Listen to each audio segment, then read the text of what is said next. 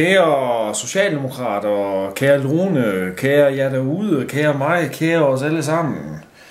Jeg var dybt begejstret i dag, da jeg indtog øl- og vandlager sammen med en lille delegation af socialdemokrater, som ligesom jeg var ude for at se på mennesker, som kan og vil og tør.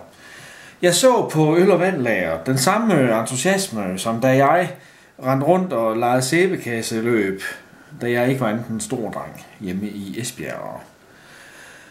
Blandt andet så jeg så lidt af den samme entusiasme i lagerfolkenes aktiviteter, og Martin Beck, der drønede rundt på sin truck og med Dannebrogsflaget oppe. Det var godt. En entusiasme, som vidner om liv, om troen på sig selv, og på at Danmark, takket være mange socialdemokratisk ledelse, er nået langt i verden.